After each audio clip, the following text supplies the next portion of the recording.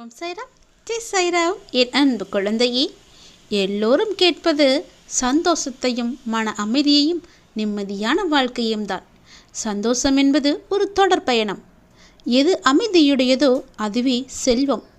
எதை அனுபவிக்கும் போது குற்றமற்ற ஒரு மனநிலையில் இருக்கின்றோமோ அதுவே நமக்கு உயர்வு. நீங்கள் ஒரு சந்தோஷமான நபர் என்று நினைக்கிறீர்களா? ஆம் என்றால் எது உங்களை சந்தோஷப்படுத்துகிறது? உங்கள் குடும்பமா, வேலையா, அல்லது மத நம்பிக்கையா, அல்லது உங்கள் வங்கியில் இருக்கும் இருப்பு தொகையா? குறிப்பிட்ட ஒரு லட்சியத்தை அடையும் போது அல்லது ஆசைப்பட்ட ஒரு பொருளை வாங்கும்போது நிறைய பேருடைய மனதில் சந்தோஷ அலைகள் பொங்கி எழுகின்றன. ஆனால் அந்த சந்தோஷ அலைகள் எவ்வளவு நேரத்துக்கு நீடிக்கின்றன? பெரும்பாலும் கொஞ்ச நேரத்துக்குத்தானே, அல்லது கொஞ்ச நாட்களுக்கு தானே. அப்போது சந்தோஷ பாதையில் நிரந்தரமாக செல்ல என்னென்ன நெறிமுறைகளை நமக்கு உதவும் என்று உங்களுக்கு தெரியுமா? மன திருப்தியும் தாராள குணமும், உடல் ஆரோக்கியமும், மன உறுதியும், அன்பும், மன்னிப்பும், வாழ்க்கையில் ஒரு நோக்கம், நம்பிக்கை, இவைகள் மட்டுமே வேண்டும். சந்தோஷம் என்பது நல்லபடியாக வாழ்கின்றோம், எனக்கு எந்த குறையுமே இல்லை, இப்படியே கடைசி வரை வாழ்வோம் என்ற மனநிலை மன திருப்தியோடு இருப்பது. ஆகவே சந்தோஷம் என்பது ஒரு தொடர் பயணம். அதற்கு ஒரு முடிவே இல்லை. நாம் ஆனந்தமாகவே வாழலாம். பூமியில் வசிப்பதற்கு பெரிய முயற்சியோ, நம்பிக்கையோ, துணிச்சலோ நமக்கு தேவையில்லை. ஏனெனில் நம் பூமி எவ்வித பாகுபாடும் இன்றி அனைவருக்குமே இடம் கொடுக்கும். ஆனால் இந்த பூமியில் வாழத்தான் நாம் பெரும் முயற்சி மேற்கொள்ள வேண்டியிருக்கிறது. நாம் தான் முடிவு செய்ய வேண்டும், நாம் வசிக்க பிறந்தோமா அல்லது வாழ பிறந்தோமா என்று. நீயே முடிவு செய்து கொள். வாழ்வு வாழ வேண்டும் என்று முடிவெடுத்த பின் நாம் செய்ய வேண்டியது ஒரு சிறு விஷயம்தான், ஒரு சிறு மாற்றம்தான். அத்தகைய மாற்றம் நம்மில் இருந்தும் நம் அன்றாட செயல்களில் இருந்தும் ஆரம்பமாக வேண்டும். மாற்றங்களை விரும்பாத எவரும் மகத்தான வாழ்வு வாழ்ந்ததாக சரித்திரமே இல்லை. மாற விரும்பாத எந்த உயிரினமும் அதன் சந்ததியை பூமியில் விட்டு செல்வதில்லை. இதை நம்பினால் பூமியில் இனிய வாழ்வு வாழலாம். ஒவ்வொரு நாளும், ஒவ்வொரு மணியும், ஒவ்வொரு நிமிடமும், ஏன் ஒவ்வொரு நொடியும் எஞ்சியுள்ள வாழ்வை ஆனந்தமாய் வாழ முடிவெடுக்கும் சக்தி நம் ஒவ்வொருவரிடமே உண்டு என்பதை நாம் தான் நம்பித்தான் ஆக வேண்டும். ஏன் ஒரு சிலருக்கு தொட்டதெல்லாம் துலங்குகிறது? ஏன் ஒரு சிலருக்கு தொட்டதெல்லாம் சுடுகிறது? ஏன் ஒரு சிலருக்கு தொட்டதெல்லாம் தொலைந்தே போகிறது? இப்போது இதற்கு காரணம் உங்களால் கூற முடியுமா? கண்டிப்பாக இப்போது இதற்கு காரணம் உங்களால் சொல்ல முடியும். நீங்கள் யூகிப்பது முற்றிலும் சரியே. ஆம், எல்லாவற்றிற்கும் காரணம் நம்முடைய எண்ணங்களை. எதை நாம் விரும்பி நினைக்கிறோமோ அதுதான் நடக்கும். நாம் நினைக்கும் அனைத்தையும் நடத்தி கொடுக்கும் சக்தி நம்முடைய மனதிற்கு உண்டு, நம்முடைய ஆள் மனதிற்கு உண்டு. நாம் நாள் முழுவதும் என்ன நினைத்து கொண்டு இருக்கின்றோமோ அதுவாகவே நாம் ஆகிறோம். காரணம் நம்முடைய ஆள் மனம். நாம் விரும்பிய அனைத்தையும் நம் கண்முன்னே கொண்டு வந்து வைக்கும் ஒரு விசுவாசமுள்ள வேலையால்தான் நம்முடைய ஆழ்மனம். நாம் விரும்பியதை அடைய ஒரே வழி நம் எண்ணங்களை சீர் செய்வதுதான், அந்த எண்ணங்களுக்கு உருவம் கொடுப்பதுதான். ஏனெனில் அந்த ஆள் மனதிற்கு வார்த்தைகள் தெரியாது. நல்லது எது, கெட்டது என்று பிரித்து பார்க்க தெரியாது. எண்ணத்தை வலிமைப்படுத்துவதுதான் ஆள் மனதை வசியப்படுத்த ஒரே வழி. ஓர் எண்ணத்தை மனதில் விதைத்து அதை அனுதினமும் நினைத்து அந்த எண்ணத்தை நம் ஐம்புலன்களாலும் உணர்ந்து வாழ்ந்தால் அந்த எண்ணம் வண்ணமாவது திண்ணம். பொறுமையை விட யாருக்கும் மிக பலமான ஒன்று கிடைக்க முடியாது. பொறுமையாக இரு. எல்லாவற்றிற்குமே ஒரு நேர காலம் என்று இருக்கும். எது, எப்போது, எந்த நிமிடம் உனக்கு கிடைக்க வேண்டுமோ அது கண்டிப்பாக உன் கையில் வந்து கிடைக்கும். அதுவரை நம்பிக்கையுடன் பொறுமையாக இரு. முகமலர்ச்சியோடும் நம்பிக்கையுடனும் எழுந்து ஒவ்வொரு நாளையும் நீ துவங்கு. இறைவனை துதித்து அந்த நாளை துவங்கு. இறைவனின் அனுகிரகத்தோடு அந்த நாளை முடித்துப்பார். எல்லாமே உனக்கு வெற்றியாகவே அமையும். உன் எண்ணங்களும் உணர்வுகளும் சிந்தனைகளும் செயல்களும் சொல்களும் நம்மை சுற்றி இருக்கின்ற மனிதர்களுக்கு நல்லது செய்யும் எனில் நீ என்னை தேட வேண்டிய அவசியமே கிடையாது. நானே உன் முன்னால் வந்து நிற்பேன். உனக்கு வேண்டியதை நானே செய்து முடிப்பேன். என்னுடைய எண்ணம் உன்னுடைய நல்வாழ்வுக்காக மட்டுமே இருக்கும். நீ நன்றாகவே இருப்பாய். நீ என்னுடைய குழந்தை. உன் வாழ்க்கை நல்லபடியாகவே இருக்கும். எது வந்தாலும் அதை நேருக்கு நேர் சந்தித்து அதை துணிச்சலுடன் தாண்டி செல்லும் மனது இதற்கு முன்னன் உன்னிடத்தில் இருந்ததா என்று யோசித்துப்பார். இப்போது உன் பாதையில் நீ உன் வெற்றிக்கு தனியாய் உழைக்க தொடங்கிவிட்டாய். இனிமேல் நீ சந்திக்கும் வெற்றி கொண்ட அனைத்தும் நேர்முகம்தான். தடைகளை தகர்த்து உன் தடயங்களால் உன் வாழ்க்கையை வெற்றியாய் அமையப் போகிறது. எதற்கும் வருந்தாதே. உன்னை அழுத்தும் அனைத்தையும் தூர எறிந்து நடைபோடு. உன் வாழ்வில் நீ பார்த்த சில விஷயங்கள் உன் மனதில் ஆழமாக பதிந்துள்ளது. அதையொட்டி மனதளவில் உள்ள பாதிப்பு தான் உன் எண்ணங்களாய் வெளிப்படுகிறது. உன் ஆதங்கம் எனக்கு புரிகிறது. உன்னை எப்படி மாற்றிக்கொள்வது, ஏன் இந்த நிலை எனக்கு மட்டும் என்று நீ விடும் கண்ணீர் அனைத்திற்கும் என்னிடம் பதிலிருக்கிறது. ஆனால் அவற்றை உண்மையான மனதோடு ஏற்றுக்கொண்டு நடைமுறைக்கு கொண்டு வருவதில் உன் பிடிவாத குணம் தெரிகிறது. இந்த யுத்த காலத்தில் 2 பக்கமும் நீதான் நிராயுதபாணியாக நிற்கிறாய். இப்படிப்பட்ட சூழ்நிலையில்தான் மகாபாரதத்தில் நிகழ்ந்தது. கிருஷ்ணனுடைய அவதாரம் வெளிச்சமாக தோன்றியது தெரிய வந்தது. அதை போலத்தான் உனக்கும் வாழ்க்கையின் களம். உனக்கு என் அருளும் ஆசியும் எப்போதும் உண்டு. நீ நன்றாக ஜெயமாக வாழ்வாய். நான் இருக்கையில் நீ எதற்காகவும் பயப்படாதே. வாழ்க்கையில் சிலர் உன் மனதிற்கு மகிழ்ச்சியான நினைவுகளாய் இருப்பார்கள். சிலர் உன் மனதிற்கு பாடத்தை புகட்டி அனுபவத்தை உனக்கு பரிசித்துள்ளார்கள் என்று நினை. அவர்கள் உன்னை காயப்படுத்தினால், உனக்கு துரோகம் செய்தார்கள், உனக்கு கஷ்டத்தை கொடுக்கிறார்கள் என்ற சூழ்நிலைக்கு நீ தள்ளப்பட்டால் அமைதியாக இரு. உன்மேல் படர்ந்துள்ள கர்மா என்ற தூசியை அவர்கள் துடைத்து எடுக்கிறார்கள் என்று அர்த்தம். அந்த காலத்திலிருந்து யாரும் தப்புவதில்லை. எல்லோரும் அது மாதிரியான சூழ்நிலைகளை சந்தித்துதான் ஆக வேண்டும்.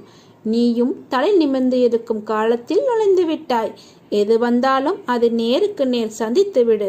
நீ நல்லதை நினை, நல்லதை பேசு, நல்லதை செய்.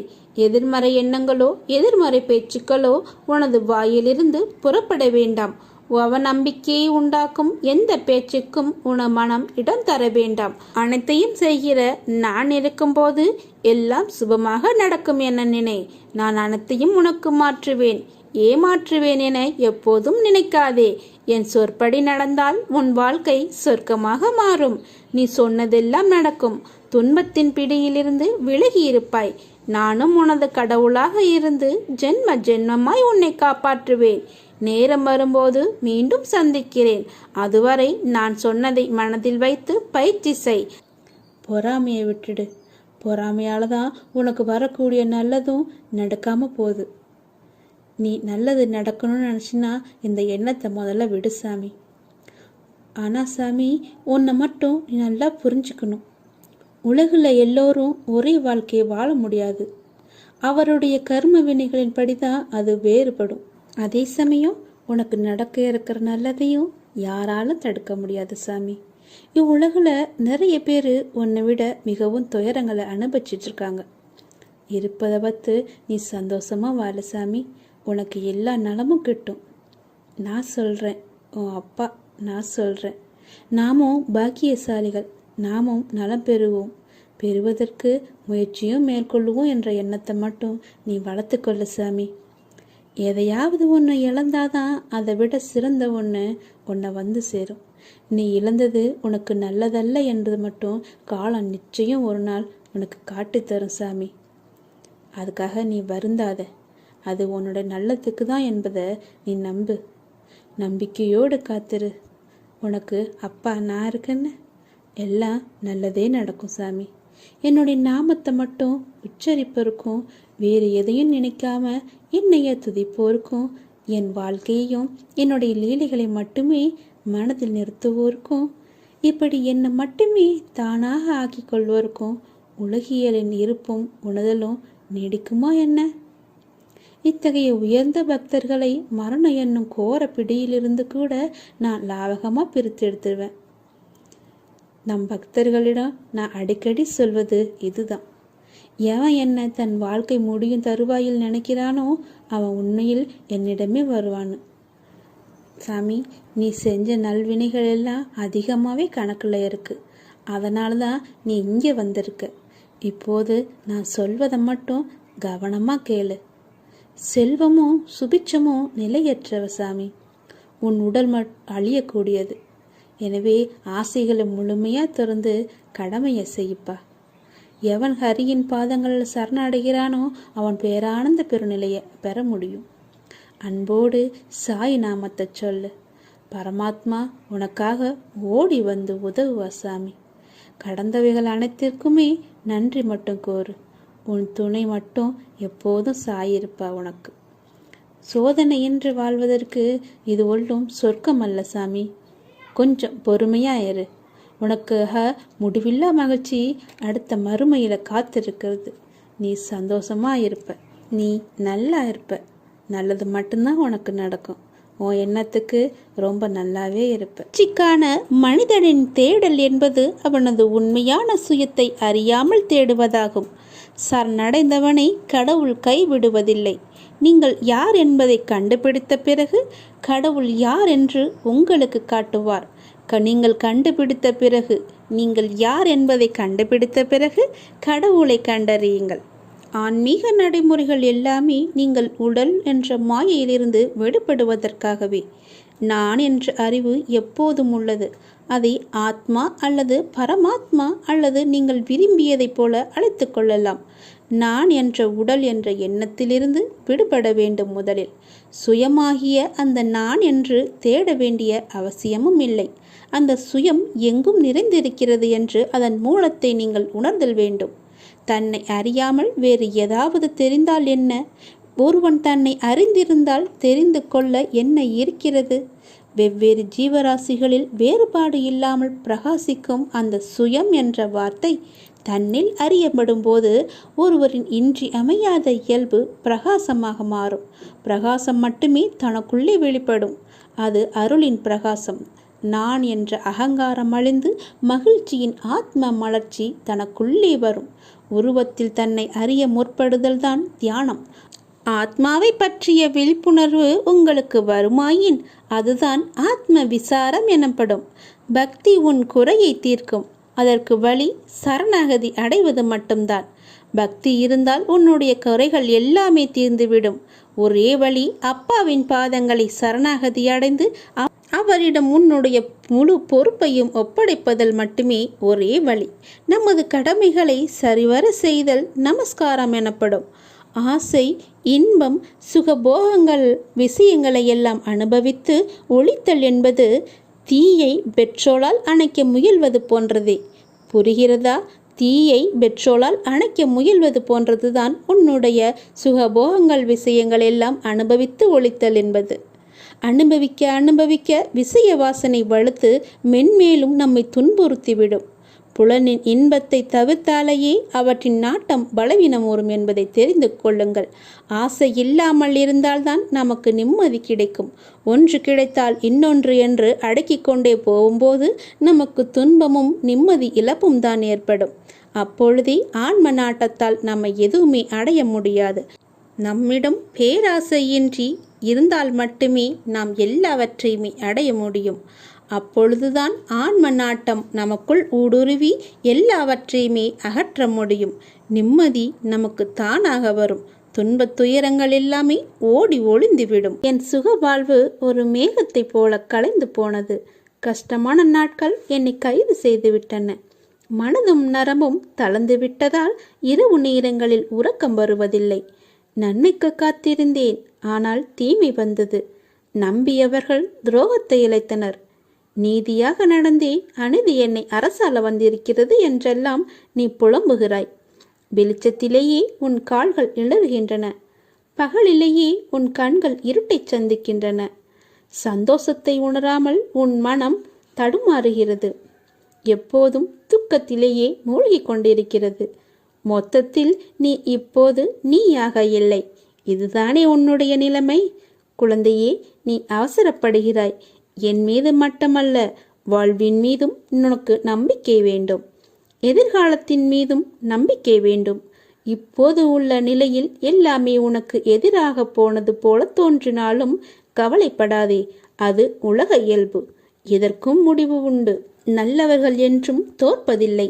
உனது நம்பிக்கைக்கு துரோகம் இழைத்தவர்கள் தம் செய்கைக்கு நிச்சயம் வருந்துவர். இன்று முதல் நீடித்த பொறுமையை கொள். கஷ்டத்தை சகிக்க பழகு. எதையும் எதிர்த்து நில். என்னில் ஆழமான நம்பிக்கை கொள்பவர்களும் ஆத்மாவில் சுத்தமானவர்களும் பாக்கியசாலிகள்.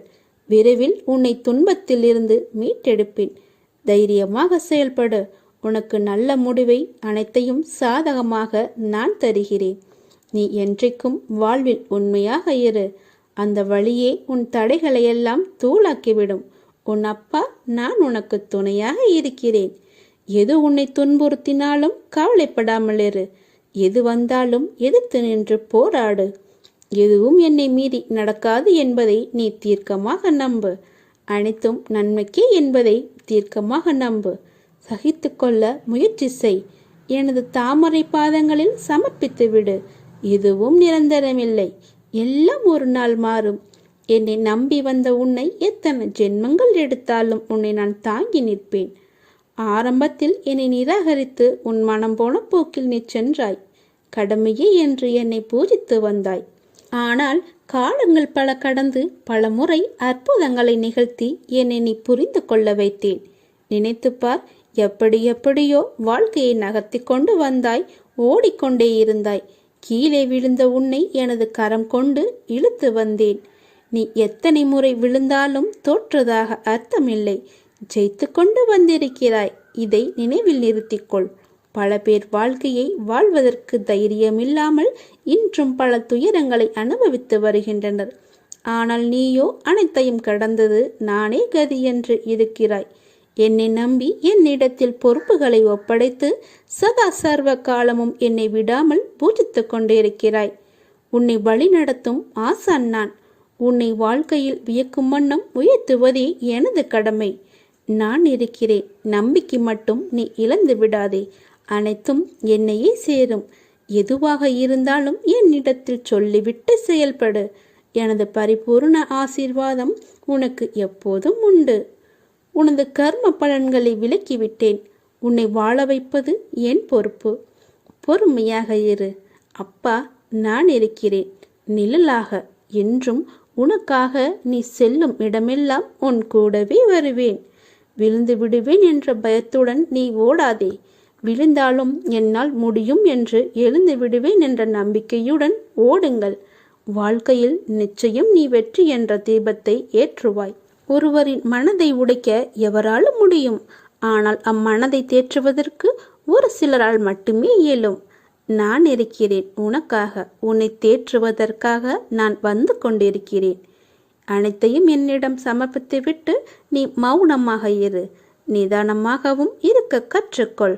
உன் வேண்டுதலை நான் நிறைவேற்றுகிறேன். என்னிடம் என்னை தேடி வருபவர் எப்போதும் அமைதி பெறுவார்.